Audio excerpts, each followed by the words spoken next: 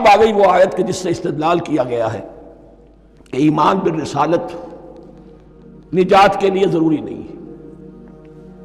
ان الذين آمنوا والذين هادوا والنصارى والصابئين من آمن بالله واليوم الآخر وعمل صالحا فلهم أجرهم عند ربهم ولا خوف عليهم ولا هم يحزنون۔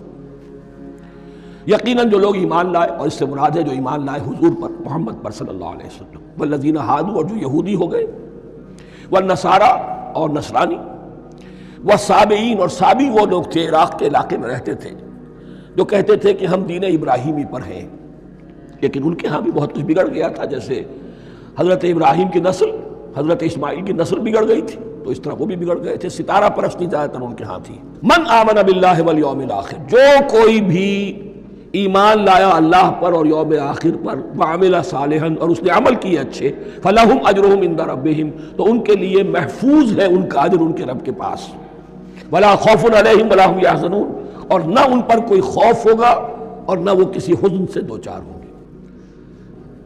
ظاہر الفاظ کے اعتبار سے دیکھیے کہ یہاں ایمان بالرسالت کا ذکر نہیں ہے۔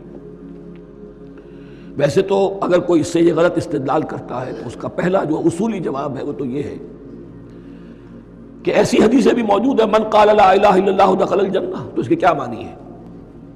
صرف کہنے سے جنت میں داخل ہو جائیں گے، کسی عمل کی ضرورت نہیں؟ جواب یہ دیا جائے گا پورے قرآن کو سامنے رکھو، پورے حدیث کے ذخیرے کو سامنے رکھو، کسی ایک جگہ سے کوئی ایک نتیجہ نکال لینا وہ صحیح نہیں۔ لیکن اس کے علاوہ وہ اصول جو میں بیان کر چکا ہوں کہ یہ سلسلہ شروع کہاں سے ہوا ہے، 5واں رکوع، وَآمِنُوا بِمَا أَنزَلْتُ مُصَدِّقًا لِمَا مَعَكُمْ وَلَا تَكُونُوا أَوَّلَ كَافِرٍ بِهِ۔ انہیں ایمان کی زوردار دعوت سے تو یہ ساری بات شروع ہوئی ہے۔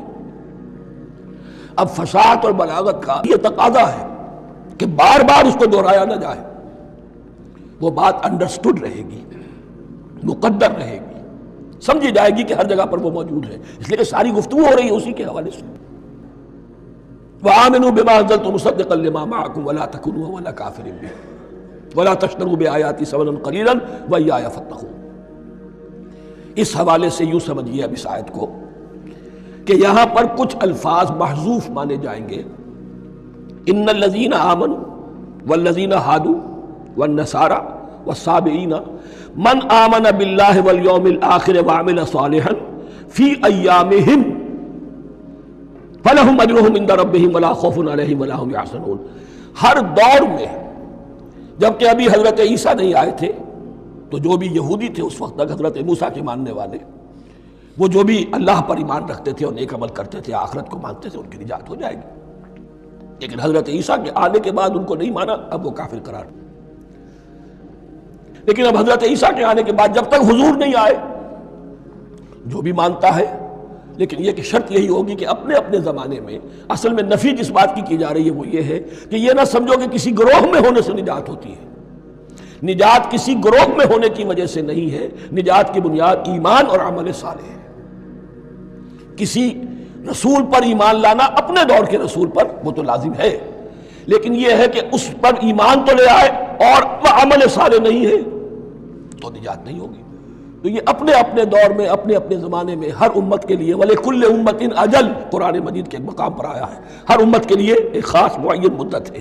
اس معینہ مدت میں اب ظاہر بات ہے جو لوگ حضور کی بعثت سے پہلے فوت ہو گئے، ان پر تو کوئی ذمہ داری نہیں تھی حضور پر ایمان لانے کی، اور ایسے لوگ تھے، ایسے موحدین مکے میں موجود تھے جو یہ کہتے تھے کعبے کے پردے پکڑ پکڑ کر، اے اللہ ہم صرف تجھے پوجنا چاہتے ہیں، صرف تیری بندگی کرنا چاہتے، لیکن جانتے نہیں کیسے کریں۔ یہ بات موجود تھی اور ان کا انتقال بھی ہو گیا۔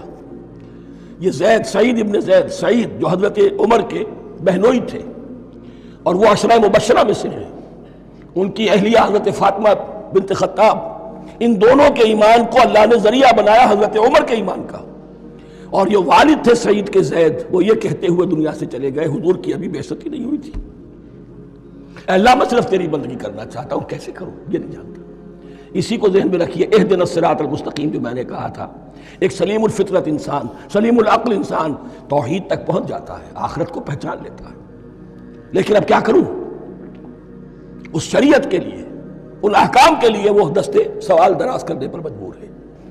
الحمدللہ رب العالمین الرحمن الرحیم مالک یوم الدین ایاک نعبد و ایاک نستعین اہدنا الصراط المستقیم. اسی صراط المستقیم کی دعا کا یہ جواب اب آئے گا، شروع ہوگا سورہ بقرہ سے. یہ کرو، یہ نہ کرو، یہ فرض ہے، یہ تم پر لازم کیا گیا، یہ چیز حرام کی گئی، وغیرہ وغیرہ. ان الذين آمنوا والذين هادوا والنصارى والصابئين من آمن بالله واليوم الآخر وعمل صالحا.